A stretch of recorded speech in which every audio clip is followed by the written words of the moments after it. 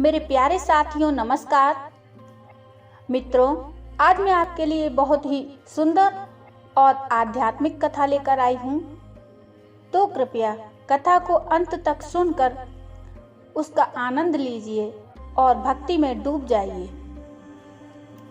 साथियों, वाल्मीकि रामायण में सीता माता द्वारा पिंडदान देकर राजा दशरथ की आत्मा को मोक्ष मिलने का संदर्भ आता है।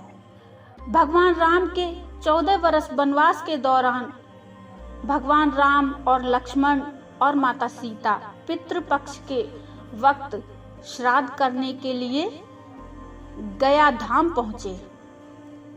वहां जाकर ब्राह्मण द्वारा बताए गए श्राद्ध कर्म के लिए आवश्यक सामग्री जुटाने के लिए भगवान राम और लक्ष्मण नगर की ओर चले गए।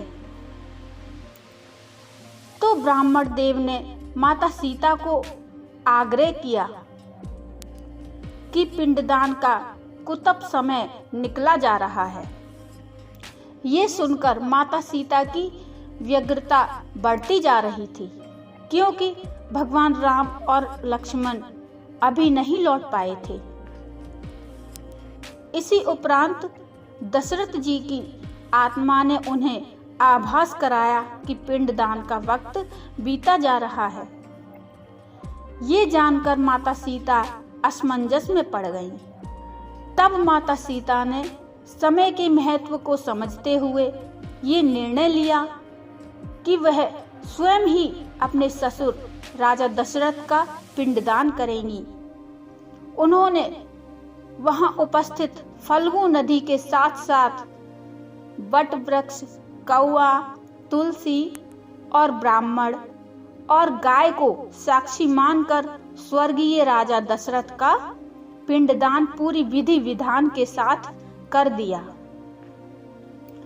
इस क्रिया के उपरांत जैसे ही उन्होंने हाथ जोड़कर प्रार्थना की, तो राजा दशरथ ने माता सीता का पिंडदान स्वीकार कर लिया।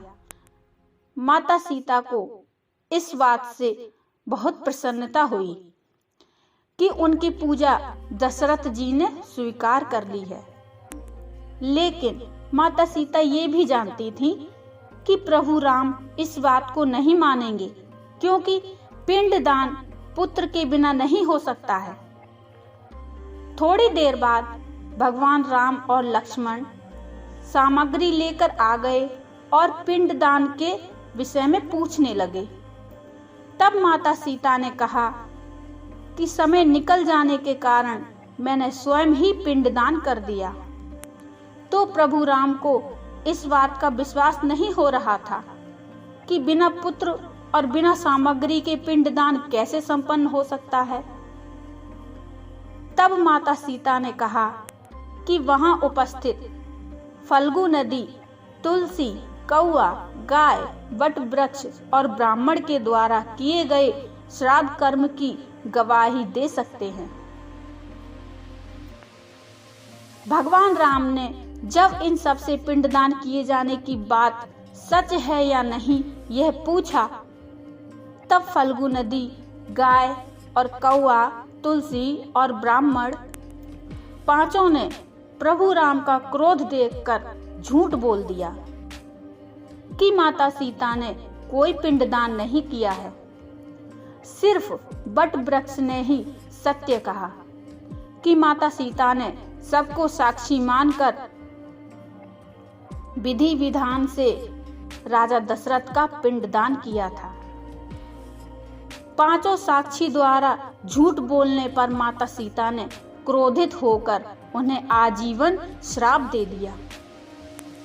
फल्गु नदी को ये श्राप दे दिया कि वो सिर्फ नाम की ही नदी रह जाएगी, उसमें पानी नहीं रहेगा। इसी कारण फल्गु नदी आज भी गया में सूखी है। गाय को श्राप दिया कि गाय पूजनीय होकर भी सिर्फ उसके पिछले हिस्से की ही पूजा की जाएगी और गाय को खाने के लिए दर दर भटकना पड़ेगा। इसलिए आज भी हिंदू धर्म में गाय के सिर्फ पिछले हिस्से की ही पूजा की जाती है। माता सीता ने ब्राह्मण को कभी भी संतुष्ट न होने और कितना भी मिले उसकी दरिद्रता हमेशा बनी रहेगी, ये श्राप दिया। इसी कारण अधिकांश ब्राह्मण दान दक्षिणा के बाद भी संतुष्ट नहीं होते हैं। सीता माता ने तुलसी को श्राप दिया कि वह कभी भी गया की मिट्टी में नहीं उगेगी।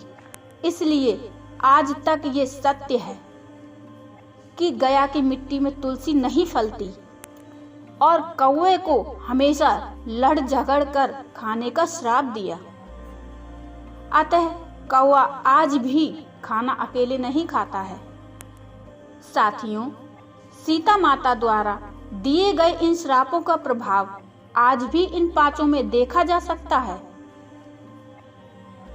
जहां इन पांचों को श्राप मिला, वहीं सच बोलने पर माता सीता ने बट वृक्ष को आशीर्वाद दिया कि उसे लंबी आयु प्राप्त होगी और वह दूसरों को छाया प्रदान करेगा तथा पतिव्रता स्त्रियां उनका स्मरण करके अपने पति की दीर्घायु की कामना करेंगी।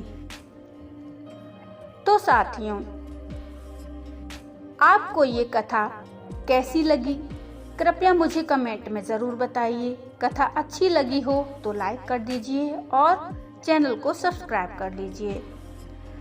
हमारे चैनल पर इसी प्रकार की भक्ति कथाएं और आध्यात्मिक कथाएं, प्रेरणादायक कथाएं, शिक्षाप्रद कथाएं आदि प्रतिदिन अपलोड की जाती हैं।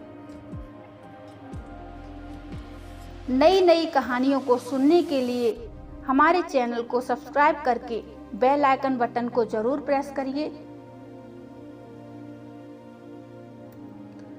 तो साथियों, आज की कहानी यहीं समाप्त होती है। तो मिलते हैं एक और कहानी के साथ। तब तक के लिए जय श्री राम।